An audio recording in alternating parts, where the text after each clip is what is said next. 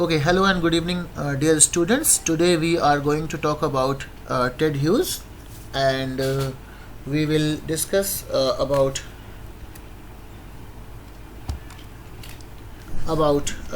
his introduction.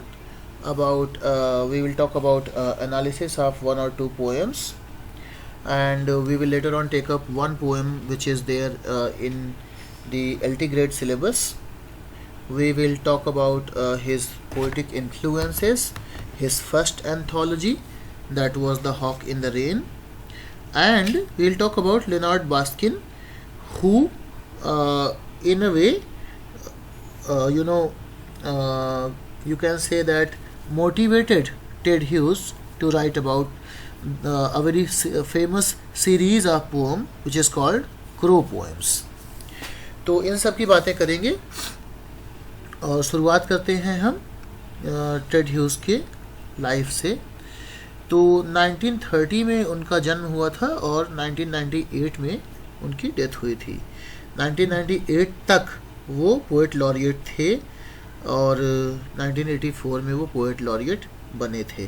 ठीक है, तो टेड ह्यूज़ का जो विकिपीडिया पेज है वो आप सब लोगों ने ज़रूर पढ़ा होगा। वहाँ पे आपको काफ़ी इम्पॉर्टेंट इन्फॉर्मेशन मिल जाती है अगर आप विकिपीडिया का या ब्रिटानिका का पेज पढ़ लेते हैं, या अगर आप किसी बुक से उनका इंट्रोडक्शन पढ़ लेते हैं तो आपको काफ़ी कुछ जानकारी, बेसिक जानकारी मिल जाती है।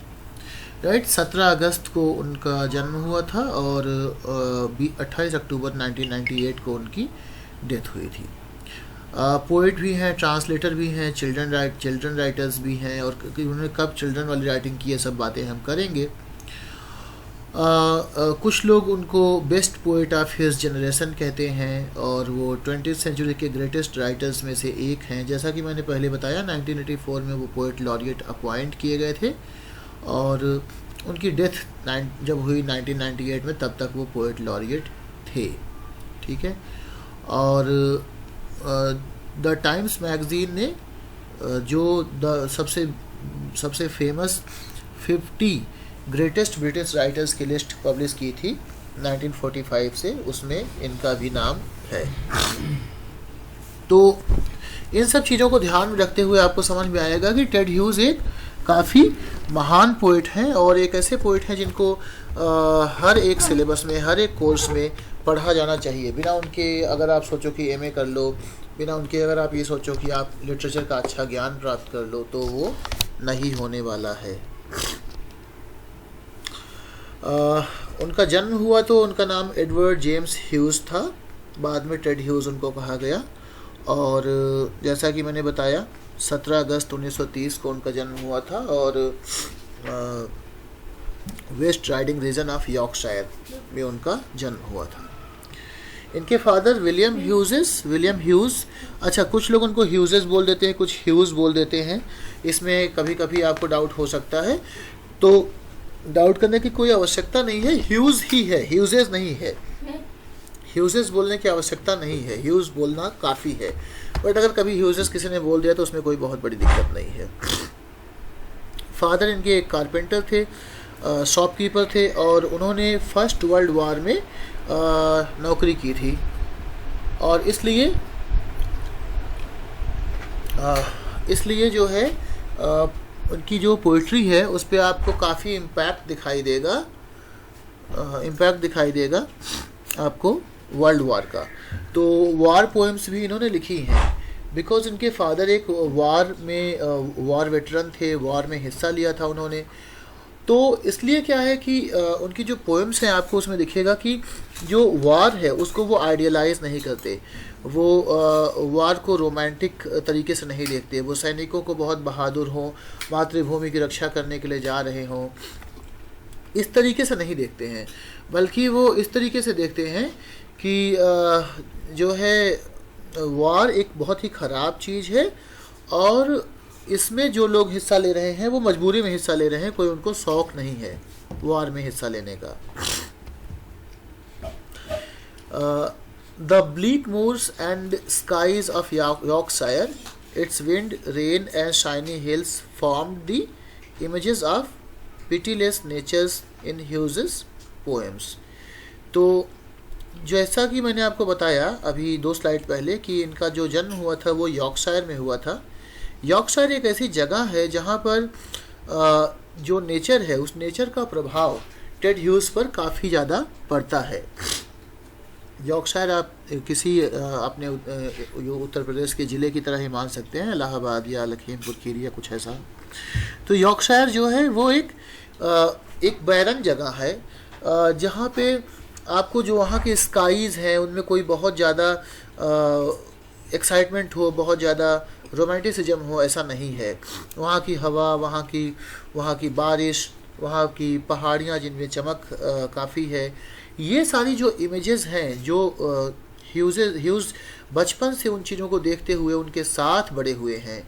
तो होता क्या है कि ये सारी चीज़ें उनके दिमाग पे काफ़ी प्रभाव डालती हैं और इसलिए वो उस तरीके के पोएट बन जाते हैं जिस तरीके के पोएट टेड ह्यूज हैं। ये वो कॉलेज का फोटोग्राफ है और उसका सिंबल है जो आप देख रहे हैं कैम्ब्रिज में पेम्ब्रोक कॉलेज, जहाँ पे उन्होंने पढ़ाई की थी। पेम्ब्रोक कॉलेज जो है वो कैम्ब्रिज यूनिवर्सिटी का ही एक कॉलेज है और एनएसएस में जैसे हमारे यहाँ होता है एनएसएस, वैसे एनएसएस में सर्विस करने के बाद वो पेम्ब्रोक कॉलेज उन्होंने ज्वाइन किया था और वहाँ पर उन्होंने जो ज्वाइन किया था वो as a wireless mechanic, right. बाद में उन्होंने as a wireless mechanic join किया रॉयल एयर फोर्स में। जो ब्रिटेन की एयर फोर्स है उसको रॉयल एयर फोर्स कहते हैं, ये आपको पता होगा। तो इन्होंने 2 साल तक एक वायरलेस मैकेनिक के रूप में रॉयल एयर फोर्स में काम भी किया। सिल्विया प्लाथ से उनकी मुलाकात होती है और उनकी शादी भी हो जाती है।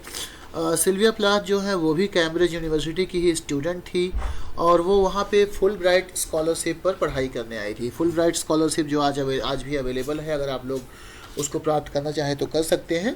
1956 में ये लोग मिलते हैं और मिलने के 4 महीने के अंदर ही इनकी शादी हो जाती है और 56 में इनकी शादी होती है और 63 में सिल्विया प्लाथ सुसाइड करती हैं, जैसा कि आप सबको पता है। उसके बारे में आगे बात करेंगे। बात जो मैं बता रहा हूँ आपको समझ में आ रही है? Yes sir. Yes sir. Good. तो अभी हम सिल्विया प्लाथ के ऊपर लौट करके आएंगे। हम ये बात करते हैं कि टेड ह्यूज के ऊपर कौन कौन से पोइट्स का इन्फ्लुएंस था, कौन कौन से राइटर्स का इन्फ्लुएंस था, क्योंकि अक्सर ये क्वेश्चन पूछता है कि कौन से पोइट्स का या राइटर्स का इन्फ्लुएंस टेड ह्यूज के ऊपर या किसी पर्टिकुलर पोइट के ऊपर था। तो ये आपको याद रखना है कि कौन से पोइट का इन्फ्लुएंस टेड ह्यूज के ऊपर था। अगर आपको टेड ह्यूज की कविताओं की या उनकी बुक्स की लिस्ट याद हो या आप चेक कर सकते हैं तो आपको याद आएगा कि जो पहला उनका वर्क था वो था the Hawk in the Rain. ये जो उनका पहला वर्क है वो है the Hawk in the Rain, जो टेड ह्यूज ने लिखा था और ये 1957 में पब्लिश हुआ था। आप देखिए 1956 में वो सिल्विया प्लाथ से मिले थे और 1957 में उन्होंने इसको पब्लिश किया था 1 साल बाद। तो क्या प्रभाव था उनके ऊपर, किन लोगों का प्रभाव था? जो सबसे बड़े लोग हैं जिनका प्रभाव उनके ऊपर था उनमें सबसे बड़ा नाम है टी.एस. एलियट का। आपको पता है टी.एस. एलियट के आने के बाद जिसने भी पोइट्री लिखी ब्रिटेन में या अमेरिका में, उसके ऊपर टी.एस. एलियट का तो प्रभाव था ही था।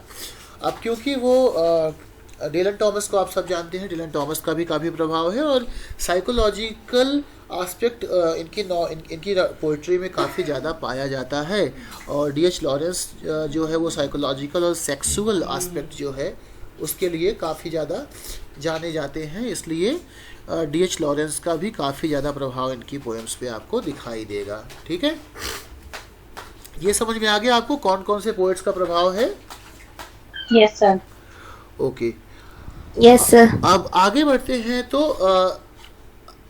एक बुक है deaths and एंट्रांसेस।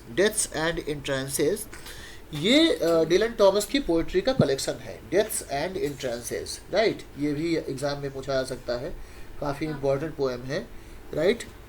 Deaths and entrances, this is considered to be Dylan Thomas's deaths a holy book when it was first published। I mean, जब ये बुक पहली बार पब्लिश हुई 1946 में, आप देखिए 1957 में इनकी पहली बुक पब्लिश होती है, हमारे जो राइटर हैं आज के जिनकी हम बात कर रहे हैं, और 1946 में डिलन थॉमस की डेथ्स एंड एंट्रेंसेस पब्लिश हुई।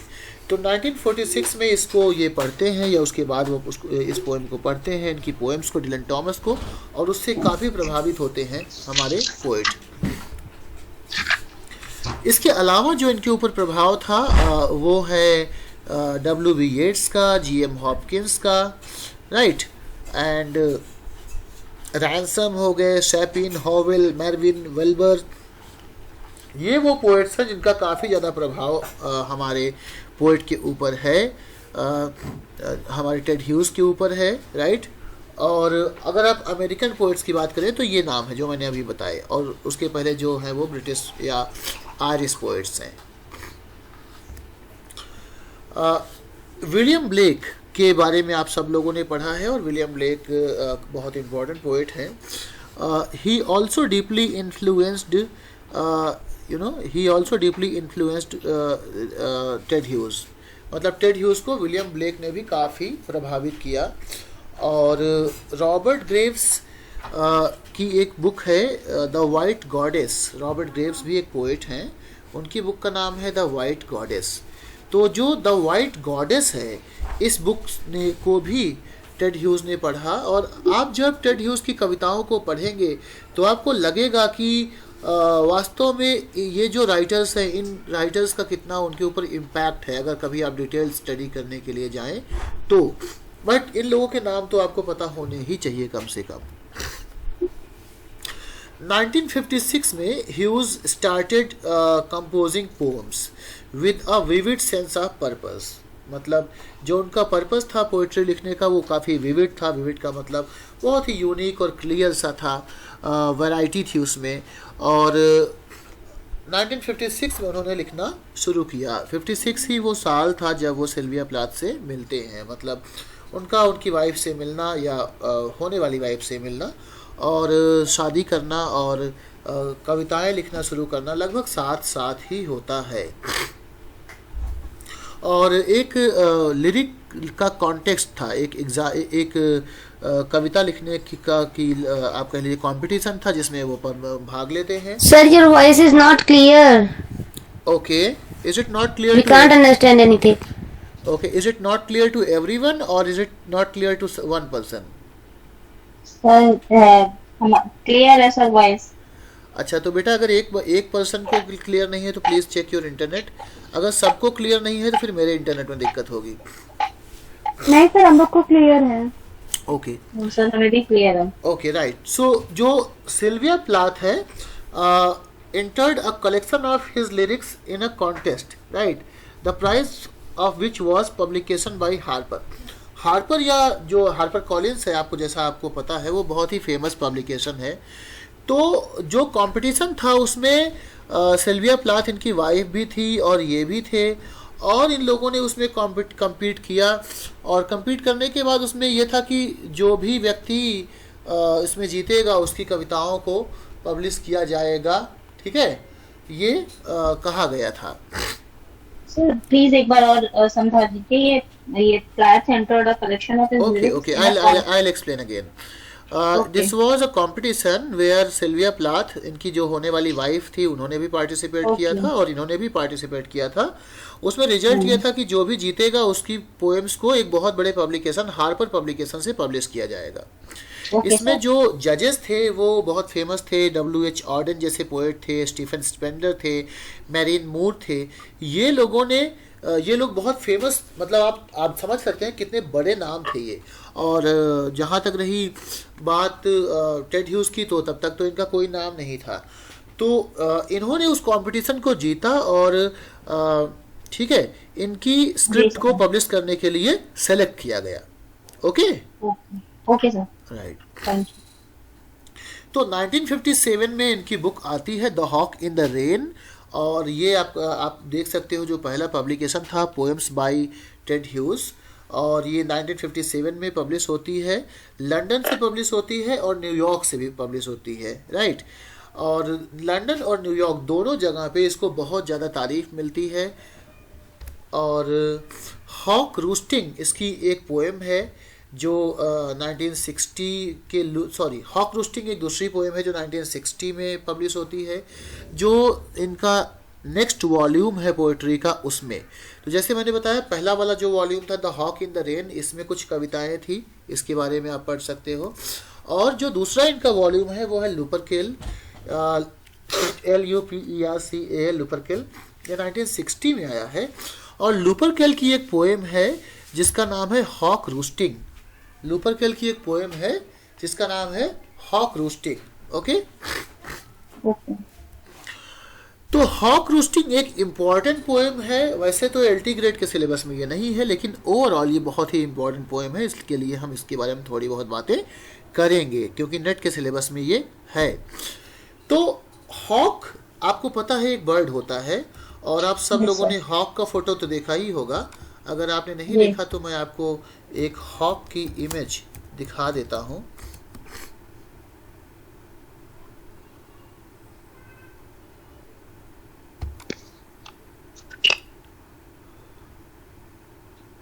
हॉक एक ऐसा बर्ड है जो बहुत ज़्यादा इम्पॉर्टेंट है आपके टेड ह्यूज को समझने के लिए। आई थिंक सबको हॉक का फोटोग्राफ दिख रहा होगा। Yes sir. तो ये बर्ड इतना ज़्यादा इम्पॉर्टेंट है और इस बर्ड को इन्होंने इतना ज़्यादा आइडियलाइज किया है, उसको सिंबल मान करके अलग अलग जगहों पे अलग अलग सिंबल माना है।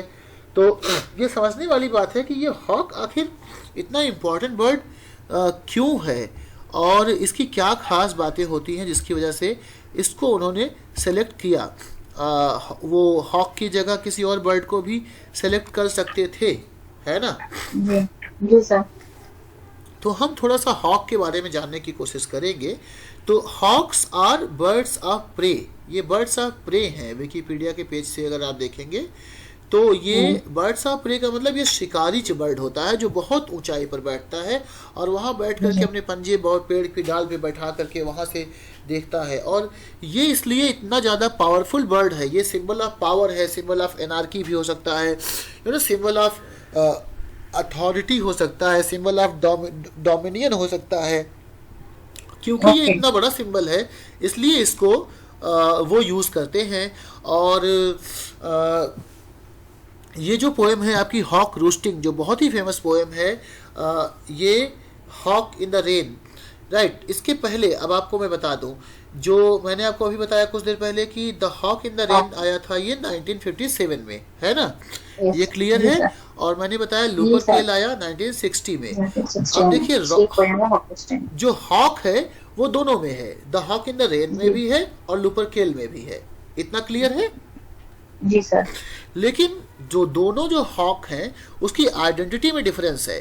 जो हॉक इन द रेन 1957 में आया था वहां पर हॉक को आउटसाइड से डिस्क्राइब किया जाता है, यानी हॉक बाहर से कैसा दिखता है उस पर ज़्यादा फोकस है।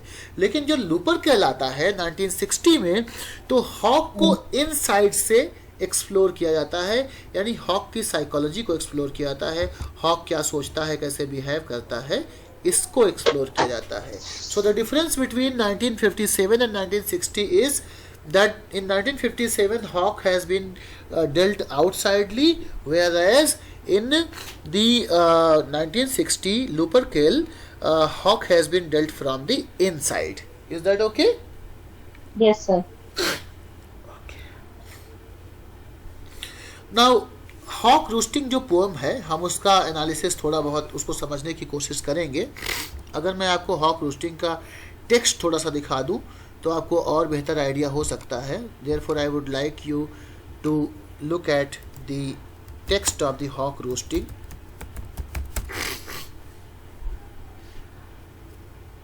Hoc Roosting text.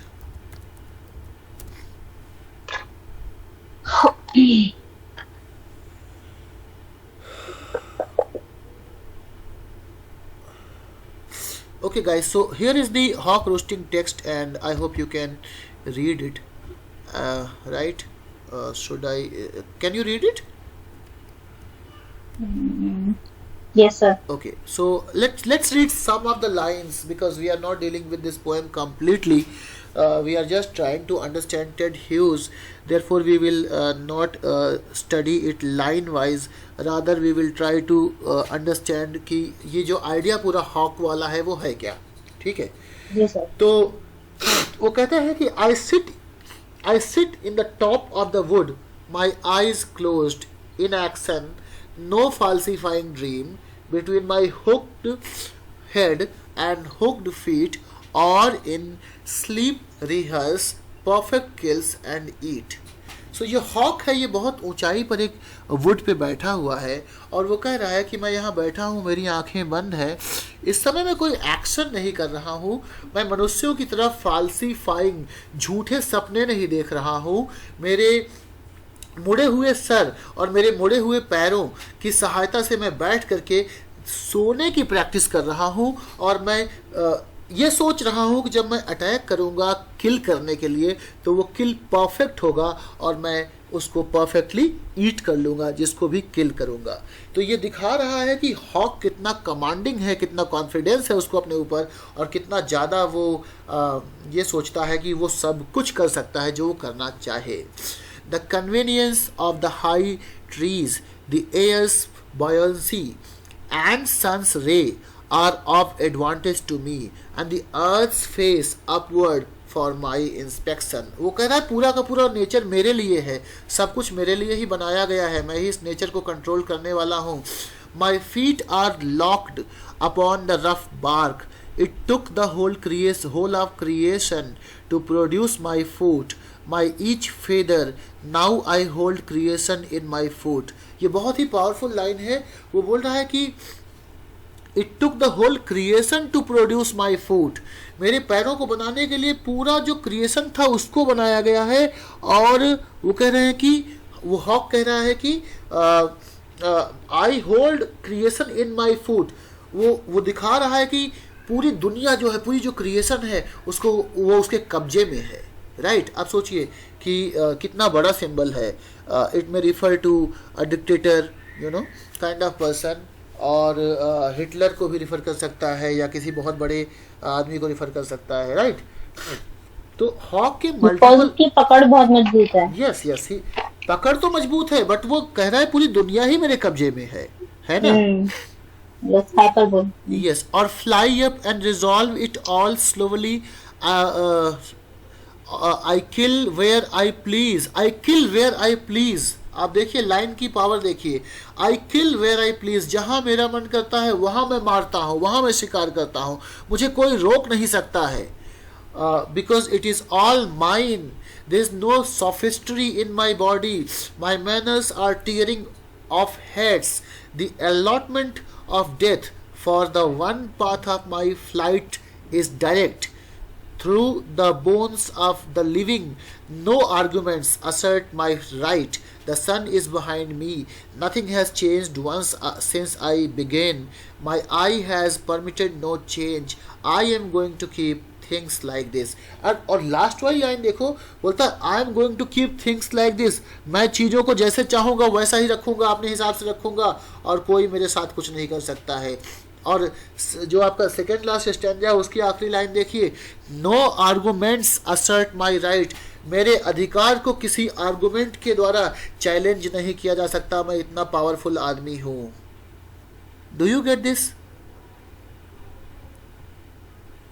आप इमेजिन करिए कि ये हॉक कितना पावरफुल एक उन्होंने मेटाफर तैयार किया. ठीक है.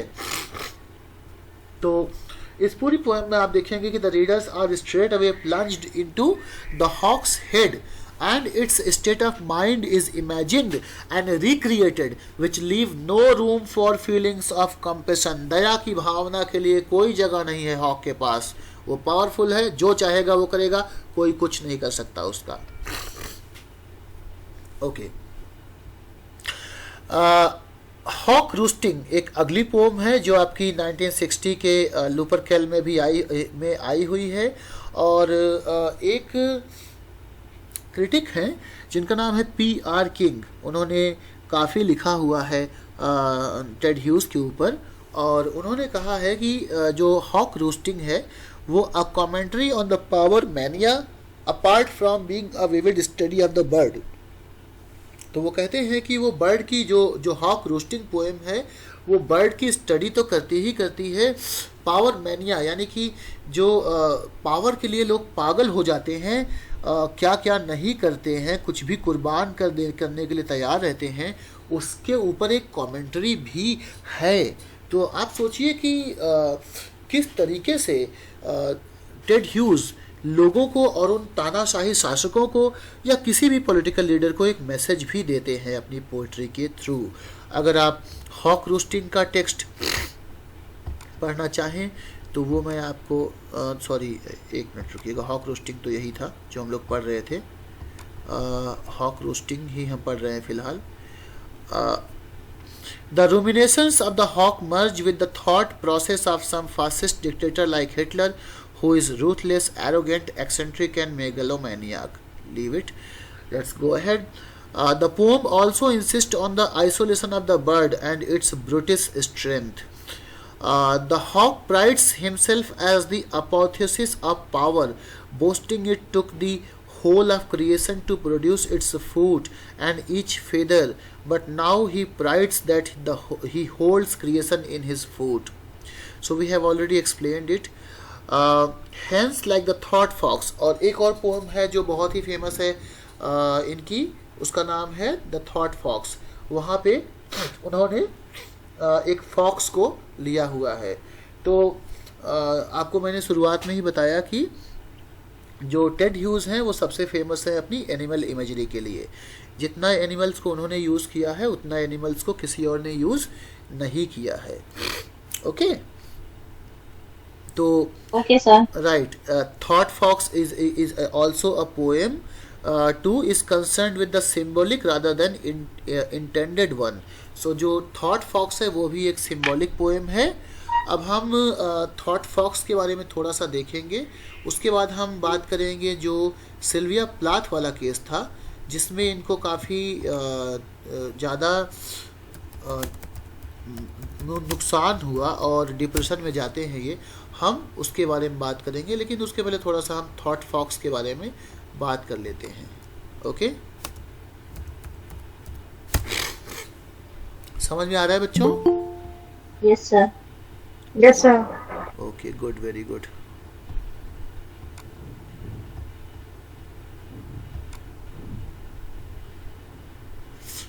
Nilima good evening, Jyoti good evening. आप लोग टाइम पे ज्वाइन कर लिया करिए इफ पॉसिबल। कोई बात नहीं, अगर देर से तो देर से भी ज्वाइन कर सकते हो, अगर दिक्कत है तो रिकॉर्डिंग आप देख सकते हो। तो डियर स्टूडेंट्स, अभी हम द थॉट फॉक्स एक पोम है उसके बारे में थोड़ा सा बात करेंगे। बहुत बड़ी पोएम्स नहीं है इनकी। आप देखिए यहाँ पे पहला स्टैंजा है, I imagine this midnight moment's forest, something else is alive beside the clock's loneliness and this blank page where my fingers move। तो ये जो आई है ये पोएट है, ओके। और ये पोएट कह रहे हैं कि रात के अंधेरे के टाइम में जब वो अपनी फिंगर्स और अपने पेज से कुछ लिख रहे हैं तो उनको महसूस होता है कि कुछ ऐसा है जो अलाइव है, जो जिंदा है। Through the window I see no star, something more near, through deeper within darkness is entering the loneliness, cold delicately as the dark snow a fox's nose touches twig leaf, two eyes serve a movement that now and again, now and now and now. So he is referring to he's talking about a fox। और वो कह रहे हैं कि जो fox है वो कैसे अंधेरे में उसका जो नोज है उसको एक पत्ती से टच करा रहा है बार बार, और उसको वो इमेजिन करते हुए इस पूरी पोएम को लिखते हैं। तो आप लोग इस पोएम को पढ़ेंगे, पढ़ के समझने की कोशिश करेंगे। पर्टिकुलरली नेट के बच्चे जो हैं, sets neat points into the snow between trees and warily a lame shadow locks by stump and in hollow of a body that is bold to come. Across clearings and eye, a widening, deepening greatness, brilliantly, concentratedly वाला चलेगा। coming about his own खा ले business. ना, कुछ bread होते तो खा लेते। बेटा ये प्लीज स्विच वॉल्यूम अपना माइक ऑफ कर दीजिए। ऑन बोल रहा तुमने है। पेट भरवा रही ना। Okay, so right. Sets neat prints into the snow between trees, and verily a lame shadow locks my stump, and in hollow of a body that is bold to come. Across clearings and eye, a widening, deepening greenness, brilliantly concentratedly coming about its own business, till with a sudden sharp, hot stink of fox, it enters the dark hole of the head. The window is starless still. The clock ticks. The page is printed. So now, what do we understand by this? Number one, अगर आप बात करेंगे ज़्यादातर उन poets की जो nature और animals के बारे में लिखते हैं तो अक्सर वो रोमांटिक राइटिंग करते हैं, उनको आइडियलाइज करते हैं, उनके अंदर गॉड्स या गॉडेसेस को देखने की उनकी टेंडेंसी होती है, लव की बातें करते हैं। लेकिन टेड ह्यूज इन सब की बातें बिल्कुल नहीं करते हैं। वो एक फॉक्स को एक अलग नज़रिए से देखते हैं और वो कहते हैं कि जिस तरीके से फॉक्स का एक जंगल में, एक फॉरेस्ट में मूवमेंट है, जो प्रोसेस है, उसी प्रोसेस की तरह जो पोइट्री राइटिंग का प्रोसेस है वो भी है। सो दी process of writing poetry has been compared with the movement of the fox, right? So you people should read it in detail and try to understand it. But one thing now is clear, that he is using a hawk and a fox to convey different types of things. Now the tragedy and recovery, this is very important. So Plath और huge ये लोग England shift हो गए थे, right? और जब Plath अपना पहला, सिल्विया प्लाथ जब अपना पहला बच्चा वो एक्सपेक्ट कर रही थी 1950s या 1950s का मतलब हो गया 1959, 50 कुछ ऐसा टाइम रहा होगा। 57 में तो शादी ही हुई थी। फिर मैरिटल डिस्कॉर्ड होता है, इन दोनों में लड़ाई होती है आपस में, पहला बच्चा पैदा होता है, सिल्विया प्लाथ और टेड ह्यूज में काफ़ी लड़ाई होने लगती है, आपस में कोई इनकी ज़्यादा बनती नहीं है। और फिर सेकेंड चाइल्ड होता है तो वो लड़ाई ज़्यादा हो जाती है और फिर वो लोग अलग अलग रहने लगते हैं। और ये बहुत लंबा समय नहीं था क्योंकि 57 में शादी हुई थी, 63 6 साल का ही टाइम था।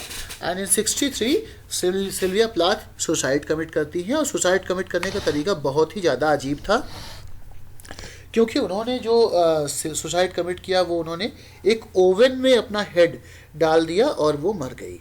ओवन यानी भट्टी। लुपरकेल जो है वो 1960 में पब्लिश हुई है, राइट?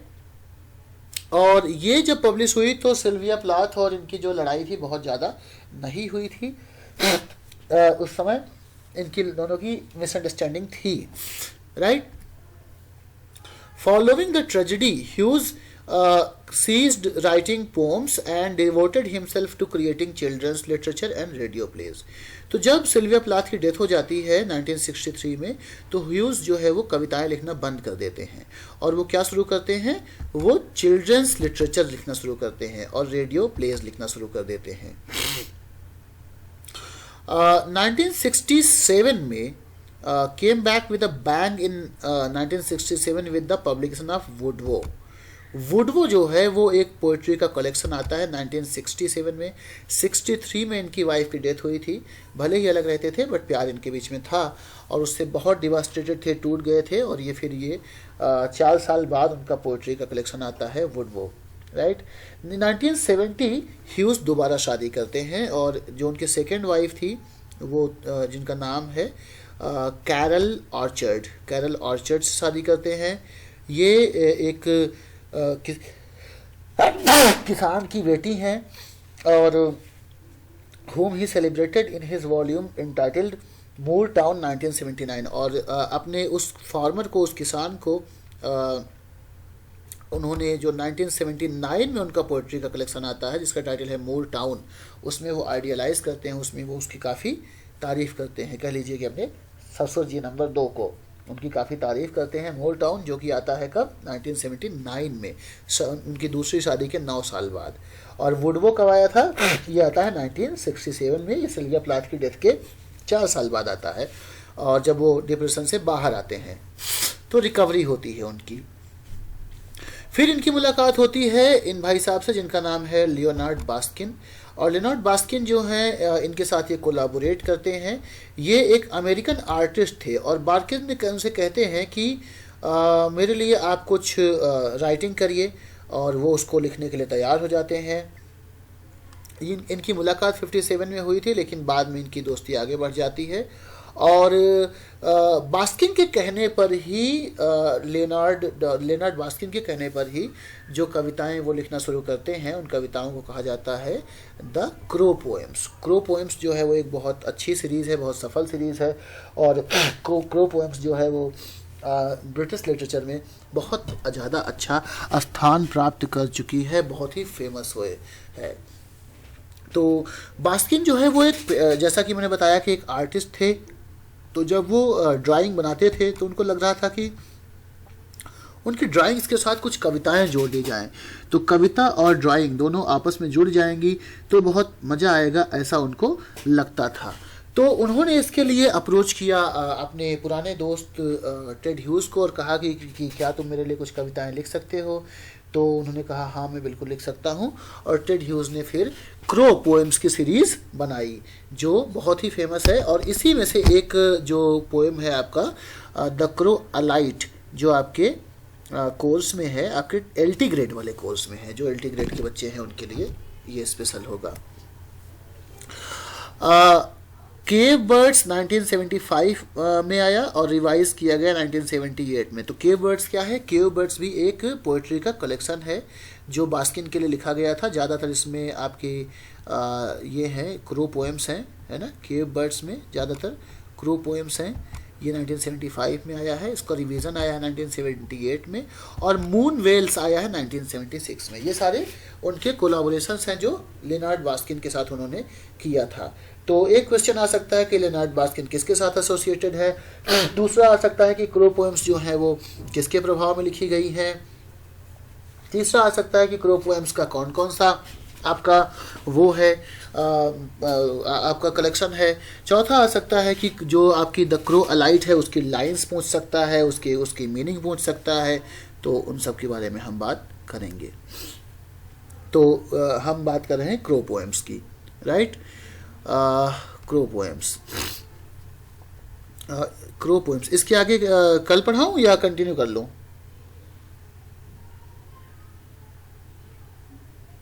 क्या करो बच्चों, जल्दी बोलो। Sir if you are comfortable तो continue. Okay, good. Let's sir continue. अगर आपकी तबीयत ठीक नहीं है No, तो I'm fine. I have little cold, but I'm fine. Let's continue. Right. Okay. So let's continue. Crow poem. We'll talk about the crow poem, right? And यहाँ पे एक क्रो पोएम का एग्जाम्पल लिया गया है और वहाँ से कुछ लाइंस को कोट किया गया है, और क्रो का जो आइडिया है उस आइडिया को समझाने की कोशिश की गई है। तो he shifted into man the tail half with the wounded end hanging out. He stuffed the half head first into woman, and it crept in the deeper end up to peer out through her eyes, calling its tail half to join up quickly because of it was painful. तो यहाँ पे एक crow के image को paint करने की कोशिश की जा रही है डियर स्टूडेंट्स, और ये दिखाया जा रहा है कि क्रो जो है वो क्या है और उसकी कुछ क्वालिटीज़ बताई गई हैं। तो उनकी क्वालिटीज़ में वो कह रहे हैं कि shifted into man the tail half, right, with the wounded and hanging out. जो क्रो का जो फॉर्मेशन हुआ है वो कैसे हुआ है, उसकी टेल के बारे में बताया जा रहा है कि मैन जो है shifted into the man the tail half, यानी क्रो ने अपनी हाफ टेल को शिफ्ट करके वो मैन की तरह बनने की कोशिश करता है। और ढेर सारा डिस्क्रिप्शन है जो यहाँ पे किया गया है। फिलहाल मैं इस डिस्क्रिप्शन में नहीं जाऊँगा क्योंकि मुझे वो जो पोएम है वो करवानी है, तो उससे आपको ज़्यादा समझ में आ जाएगा। जो मैंने कुछ देर पहले कहा था कि आरपी किंग करके एक बहुत बड़े क्रिटिक हैं जिन्होंने काफ़ी कुछ लिखा है टेड ह्यूज के बारे में, और आरपी किंग की जो का जो क्रिटिसिज्म है वो बड़ा फेमस है इनके बारे में, टेड ह्यूज के बारे में। तो आरपी किंग का एक कोटेशन है क्रो पोएम से संबंधित जो हम पढ़ेंगे और हमें थोड़ा आइडिया हो जाएगा कि क्या आइडिया है क्रो का। तो किंग कहते हैं कि it is a sardonic view of sex, this is one of the most successful of the individual poems. It creates speedily and simply with force and black humor in an alternative to the traditional biblical creation story. अब दो तीन चीज़ें समझने की कोशिश करिए।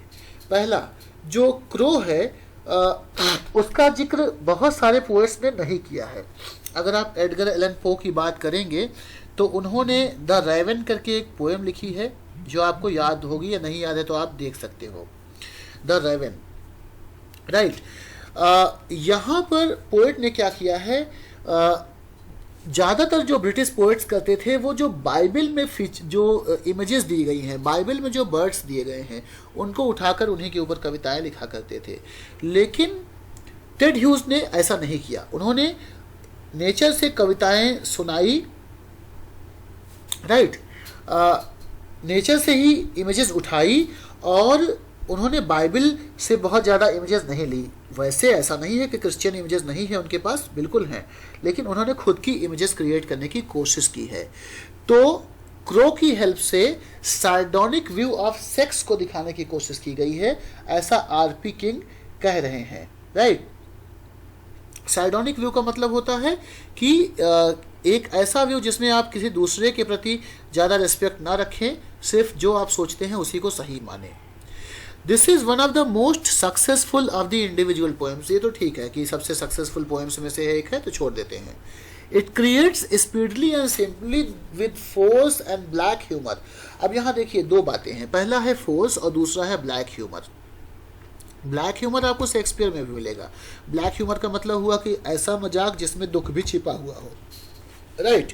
तो black humour यहाँ पे दिखाई देगा क्रो पोएम्स में, और फोर्स दिखाएगा, फोर्स जो कि आपको हॉक रूस्टिंग में भी दिखाई दिया था, हॉक वाली पोएम में से दिखाई दिया था।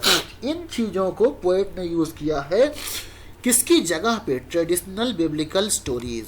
ज़्यादातर पोएट्स, जैसे मिल्टन की बात आप कर लो, जॉन मिल्टन, तो ये लोग ट्रेडिशनल बिब्लिकल स्टोरीज पे फोकस करते थे, या इवन W.H. ऑर्डन की भी बात कर लो, लेकिन इन्होंने अपनी खुद की इमेज क्रिएट की है। ये आरपी किंग कह रहे हैं। तो अब हम उस वाली पोएम को अलग से करने की कोशिश करते हैं जो आपकी पोएम है। एक मैंने आज वीडियो देखा था आपका जो इस पोएम पर है, ये आपकी पोएम है क्रो, जो आपके कोर्स में है, जो LT ग्रेड वाले कोर्स में है। तो ये है क्रो लाइट वाली poem. So Crow saw the herded mountains steaming in the morning, and he saw the sea, dark spined with the whole earth in its coils. He saw the stars fuming away into the black mushrooms of the nothing forest, clouding their spores, the virus of God, and he shivered with horror of creation. In the hallucination of the horror, he saw his shoe with no sole, rain sodden, lying on a moor, and there was this garbage can bottom rusted away, a playing place of the wind in the waste of puddles. इतना ही है ये poem, right? Sorry, थोड़ा सा और है। There was this coat in the dark cupboard, in the silent room, in the silent house. There was this face smoking its cigarette between the dusk window and fire's embers. Near the face, this hand motionless, near the hand, this cup. Crow blinked, he blinked, nothing faded. He stared at the evidence, nothing escaped him. अब इस last वाली line को, nothing could escape, last वाली line को हम लेकर के इसको समझने की कोशिश करते हैं कि नथिंग स्केप्ड हिम, पूरा जैसे हॉक जो है वो एक ऊंचाई पर बैठ करके पूरी दुनिया को देख रहा था, ऐसे क्रो इस पूरी दुनिया को देख रहा है और देख करके उसको उसको अपने तरीके से समझने और समझाने की कोशिश कर रहा है। और उसके बाद वो कहता है नथिंग एस्केप्ड हिम, कुछ भी ऐसा नहीं है जो क्रो से बच जाए। क्रो सब कुछ देखता है और जब सब कुछ खत्म हो जाएगा तब भी क्रो रहेगा, ऐसा वो दिखाने की कोशिश कर रहे हैं। और अगर आप पहली लाइन देखोगे, Crow saw the herded mountains steaming in the morning and he saw the sea. तो क्रो ने पहले क्या देखा? माउंटेन को देखा। उसने मॉर्निंग में जो माउंटेन पे स्टीम्स गिर रही उसको देखा। उसने समुद्र को देखा जो डार्क स्पाइंड है, बहुत गहरा है, राइट, एकदम से अंधेरा है उसके अंदर क्योंकि बहुत गहरा है इसलिए। With the whole of earth in its coils, उसने पूरी पृथ्वी को देखा जो क्रो के पंजों में जैसे फंसी हुई हो, या इस तरीके से कह लो कि जैसे वो खुद ही एक क्वाइल बन के बैठी हुई हो। He saw the stars fuming away into the black mushrooms of nothing forest. उसने उन जंगलों को देखा जहाँ पे लगभग सब कुछ बर्बाद हो गया था, बस मशरूम उगे हुए थे, राइट। तो आप इन चीज़ों को देखिए कि वो पोइट क्या समझाने की कोशिश कर रहा है। पोइट इस पोएम के द्वारा ये समझाने की कोशिश कर रहा है कि जो क्रो है वो उसका अस्तित्व बहुत पहले से है और बहुत बाद तक रहेगा और वो बहुत ज़्यादा चीज़ें ऑब्जर्व कर सकता है। आगे देखिए, द वायरस ऑफ गॉड। अब अगर आपसे यही पूछ लिया जाए कि द वायरस ऑफ गॉड क्या होता है, इसके आपको 3-4 क्वेश्चन ऑप्शन दे दिए जाए तो आपको सोचना पड़ेगा कि what is the meaning of the virus of God, right? Yes sir. कि what is the meaning of the virus of God? So now you will have to read this poem carefully. So what I would do is I have found 1 or 2 good videos that have explained it. I will forward those videos to you and I recommend you people to watch those videos carefully. Okay, छोटे छोटे हैं और आप जब समझ लोगे तो आपको काफ़ी आसानी से समझ में आ जाएगा। In case अगर आपको समझने में दिक्कत होती है तो जो हमारी अगली क्लास होगी उसको मैं आपको डिफ़िकल्ट चीज़ों को उस पोएम से एक्सप्लेन कर दूंगा क्योंकि ये पोएम आपके एग्ज़ाम में आने वाली है। Okay okay sir. Now let's move ahead. हम टेड ह्यूज के मेजर थीम्स की बात करेंगे कि टेड ह्यूज की पोएम्स में कौन कौन सी मुख्य थीम्स हैं। तो देखिए, सबसे पहली थीम जो है वो है वायलेंस की थीम। जैसा कि आपको पता है इनके पिताजी एक वॉर वेटरन थे, फर्स्ट वर्ल्ड वॉर में लड़ाई लड़ी थी उन्होंने, तो वो जो वॉर की पोएम्स हैं उसमें वायलेंस की थीम है। एनिमल वर्ल्ड इनके पोइट्री में आता है, आपको पता है एनिमल वर्ल्ड के लिए फेमस है। प्रिमिटिविज्म एंड माइथोलॉजी, माइथोलॉजी काफ़ी ज़्यादा है और प्राचीन टाइम से जो लिया गया एग्जाम्पल्स हैं वो तो हैं ही। क्रो है। ट्रिक्स्टर मैथोलॉजी, अब ये ट्रिक्स्टर मैथोलॉजी क्या है ये आप जान लीजिए। ट्रिक्स्टर एक ऐसा व्यक्ति होता है जो लोगों से क्वेश्चंस पूछता है और उनको फंसा करके उनको बेवकूफ़ बनाता है, उसको ट्रिक्स्टर कहते हैं। ट्रिक्स्टर की एक पूरी मैथोलॉजी है जिसका उन्होंने प्रयोग किया है। अगर आप ट्रिक्स्टर मैथोलॉजी के बारे में ज़्यादा पढ़ना चाहते हैं तो आप उसको डिटेल में गूगल कर सकते हैं। मैं आपको बेसिक आइडिया दे रहा हूँ। वुडवो एंड अदर मिथ, तो वुडवो का भी एक अदर मिथ, एक और मिथ है वुडवो मिथ। ये भी एक ऐसा मिथ है जो क्रिश्चियनिटी से पर्टिकुलरली लिया गया है और इसके बारे में भी आप अगर कोई रिसर्च करना चाहता है इनके बारे में तो पढ़ सकता है। अदरवाइज इतना जानना काफ़ी है कि ये वुडवो मिथ है। वुडवो एक्चुअली जो है एक वाइल्ड मैन से आता है और ये एक ऐसा मिथ है जहाँ पे जो प्रीमिवल नेचर ऑफ मैन, यानी जो मनुष्य की शुरुआत हुई थी, जब इंसानियत की शुरुआत इस पृथ्वी पे हुई थी, तो जो उसका आदमी का नेचर था उसके बारे में ये बात करता है, राइट। तो मनुष्य के शुरुआती नेचर के बारे में बात करने वाला जो मिथ है वो वुडवो मिथ है। और इसके अलावा जो अगला है इनका वॉर पोइट्री का, तो मैंने बता ही दिया वायलेंस वाला, कि वो वायलेंस क्योंकि इनके फादर खुद ही एक आर्मी के वेटरन थे। तो ये आपको बहुत सारी ऐसी चीज़ें मिलेंगी जहाँ पे इन्होंने वार का जिक्र किया है। और मैंने बताया है कि इन्होंने जो वार का जिक्र किया है वो बहुत ही आइडियलाइज करके नहीं बल्कि वार को क्रिटिसाइज करते हुए किया है। अब इन सारे मिथ में थीम में एक रह गया Shamanism. Shamanism. So Shamanism is a system of religious practice, right? ये religious practice का एक system है. Historically it is often associated with indigenous and tribal societies. तो जो जनजातियां हैं उनके सोसाइटीज से काफ़ी ज़्यादा इसको जोड़कर देखा जाता है. And involves belief that shamans with a connection to the other world have the power to heal the sick, communicate with spirits and escort souls of the dead of the afterlife.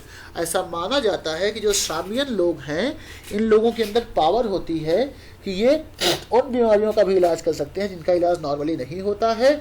ये आत्माओं से बात कर सकते हैं और आत्माओं को दूसरी दुनिया से बुला सकते हैं. तो जो ये वाला मिथ है इसका भी जिक्र आपको मेजर थीम्स के रूप में ह्यूज की पोइट्री में मिलेगा.